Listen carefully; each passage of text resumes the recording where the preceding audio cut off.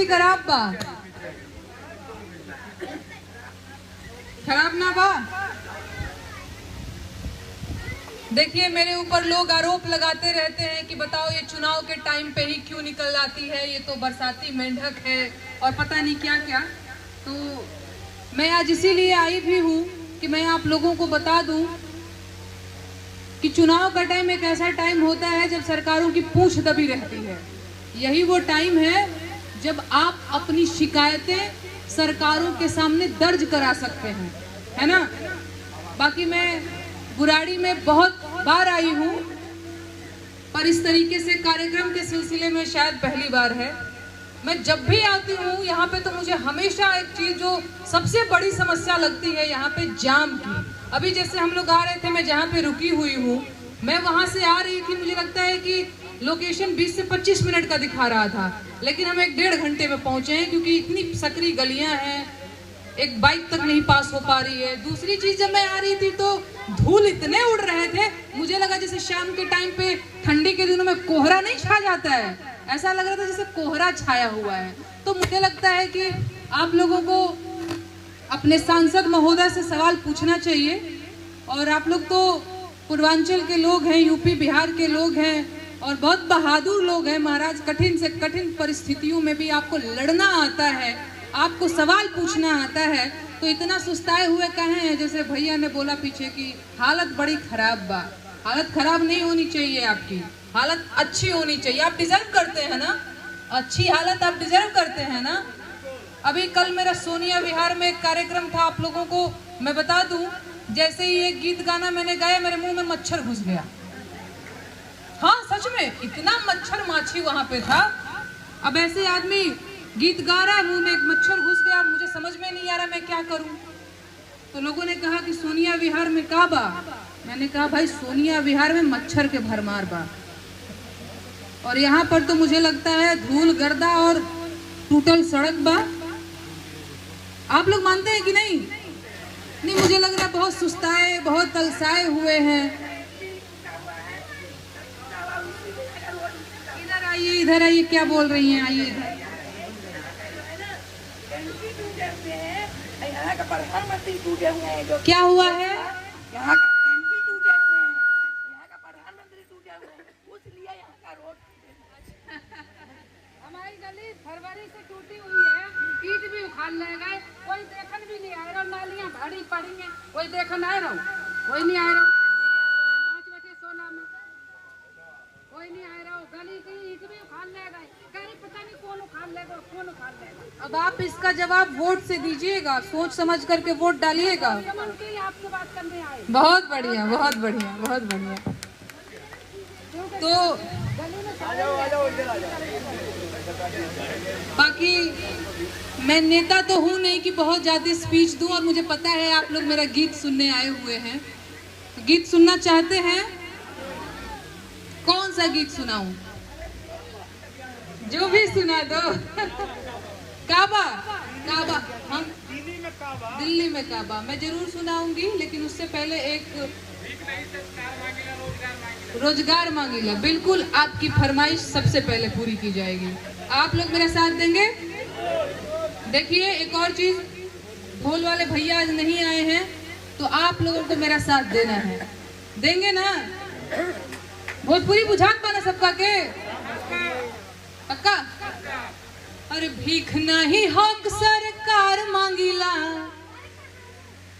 भीख नहीं हक सरकार मांगीला, बेरोजगार बानी साहेब रोजगार मांगीला, बेरोजगार बानी साहेब रोजगार मांगीला। भीख नहीं हक सरकार मांगीला, भीख नहीं हक सरकार मांगीला, बेरोजगार बानी साहेब रोजगार मांगीला, बेरोजगार बानी साहेब रोजगार मांगीला। कैसे? अरे 2 करोड़ नौकरी देवे के रहे वादा, आ कहत रहला कि रोजगार मिली ज्यादा। अरे 2 करोड़ नौकरी देवे के रहे वादा, कहत रहला कि रोजगार मिली ज्यादा। आ सुना, नून तेल पैसा ना उधार मांगीला, नून तेल पैसा ना उधार मांगीला, बेरोजगार बानी साहेब रोजगार मांगेला, बेरोजगार बानी साहेब रोजगार मांगेला। अरे देश के इकोनॉमी के बैठ गइल भट्ठा, इकोनॉमी के बैठ गइल भट्ठा। आँख खोला देखा चौकीदार हमें झूठा, अरे आँख खोला देखा मालिकार हमें झूठा। और सुनिए, खेत बाड़ी जमीन ना बधार मांगिला, खेत बाड़ी जमीन ना बधार मांगिला। बेरोजगार बानी साहेब रोजगार मांगिला, बेरोजगार बानी साहेब रोजगार मांगिला। बहुत बढ़िया साथ दे रहे हैं आप लोग, बहुत अच्छा लग रहा है। एक और लाइन में सुनाना चाहूंगी बेरोजगारों के लिए। आते हैं यूपी बिहार के बच्चे यहाँ पे तैयारी करने के लिए मुखर्जी नगर में, चाहे और भी बहुत सारी जगहों पे, और सिलेक्शन तो होता नहीं है, आए दिन पेपर ही लीक हो जाता है। पढ़ते पढ़ते पढ़ते पढ़ते उम्र 30 साल 35 साल हुए जा रहा है, लेकिन सिलेक्शन हो नहीं रहा है। 30-35 साल उम्र हुए जा रहा है क्योंकि बच्चा बेरोजगार है तो द्वार पे तिलकहरुओ नहीं खनावत, बियाहो नहीं खे होत महाराज। अब वहाँ लोग का दुख के समझी। अब उन लोगों के दुख में एक लोक गायिका होने के नाते समझती हूँ, और उनके दुख को मैंने गीत में पिरोया है। कैसे? अरे उम्र आधी आइल भइल जवानिया बेकार, नौकरी कहिया मिली कि आही दादा कहिया मिली। अरे उम्र आधी आइल भइल जवानिया बेकार, नौकरी कहिया मिली कि आही दादा कहिया मिली। दूलरुआ बबुआ भइले भार, नौकरी कहिया मिली। भीख नहीं हक सरकार मांगिला, भीख नहीं हक सरकार मांगिला। बेरोजगार बानी साहेब रोजगार मांगिला, बेरोजगार बानी साहेब रोजगार मांगिला। एक और दुख है बच्चों का जो पढ़ रहे हैं, जो कंपटीशन एग्जाम की तैयारी कर रहे हैं। एक और दुख है, सुनाऊं? अरे पढ़त पढ़त झरी गइले चानी पर के बार, नौकरी कहिया मिली कि आही दादा कहिया मिली। पढ़त पढ़त झरी गइले चानी पर के बार, नौकरी कहिया मिली कि आही दादा कहिया मिली। नवहा धुने ले का पार, नौकरी कहिया मिली। भीख नहीं हक सरकार मांगिला, भीख नहीं हक सरकार मांगिला। बेरोजगार बानी साहेब रोजगार मांगिला, बेरोजगार बानी साहेब रोजगार मांगिला। धन्यवाद। आप लोग थोड़ा और ऊर्जा और उत्साह के साथ सुनेंगे तो मैं 2-4 गीत और ज्यादा सुनाऊंगी, और ऐसे अलसा के बैठे रहेंगे तो मैं भी सोचूंगी चलिए ठीक।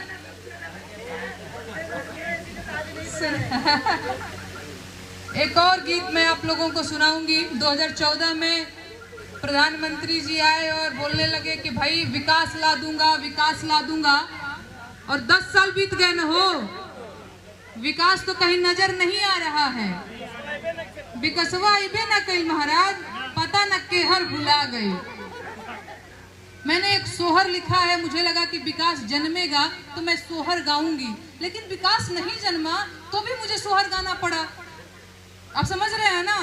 अब लोक गायिका हूँ, दुविधा में फंस जाती हूँ कि करना क्या है, लेकिन मैंने हमेशा एक लोक गायिका होने का फर्ज निभाया है। लोक गायिका मतलब जो लोगों की, जो समाज के हितों की बात करे, उनके मुद्दे उठाए। तो मैंने एक गीत विकसवा पे लिखा है। कैसे इतना समय हो गया लेकिन विकसवा नहीं आया। सोहर आप लोग सुनिए और मेरा साथ भी दीजिएगा, ठीक है? अरे 2014 में बियाह भइले 19 में, गवनवा भइले 19 में, गवनवा भइले हो। ललना 6 साल बीतले, बियाह के विकसवा ना जनमल हो। ललना 6 साल भइले, बियाह के विकसवा ना जनमल हो। अरे विकसवा तब न जन्मेगा जब राजा जी यहाँ रहेंगे। राजा जी तो बरहो मास विदेश घूम रहे हैं।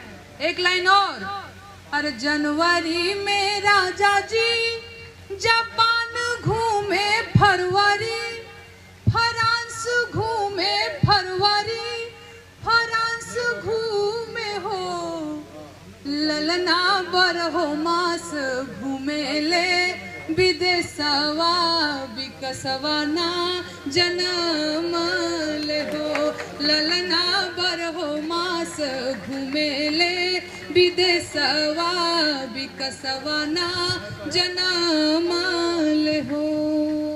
अरे 2014 में बियाह भइले, 19 में गवनवा भइले, 19 में। गाइए महाराज, मेरे साथ थोड़ा साथ दीजिए। अरे 2014 में बियाह भइले, 19 में गवनवा भइले, 19 में गवनवा भइले हो, ललना 6 साल भइले बियाह के, विकसवा ना जन्म ले हो। एक और लाइन, अरे राजा जी के गोदिया में मोर खेले कन्हिया पे, सुगा में ना चिराई चुरुंग खेले हो, ललना राजा मन भावे ना मनुष्यवा, विकसवा ना जन्म ले हो, ललना राजा मन भावे ना मनुष्यवा, विकसवा ना जन्म ले हो।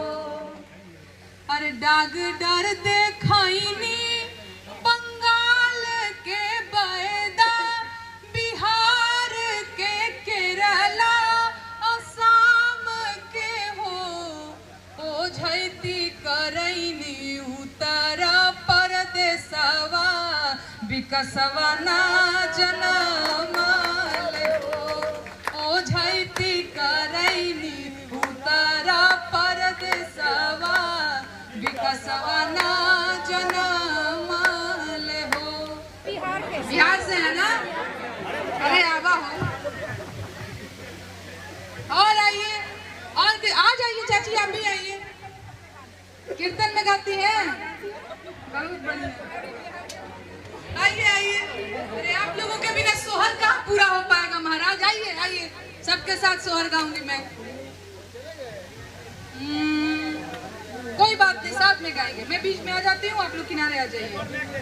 अरे 2014 में बियाह भइले, 19 में गवनवा भइले, 19 में गवनवा भइले हो, ललना 6 साल भइले बियाह के, विकसवा ना जन्म भइले हो, ललना 6 साल भइले बियाह के, विकसवा ना जन्म भइले हो।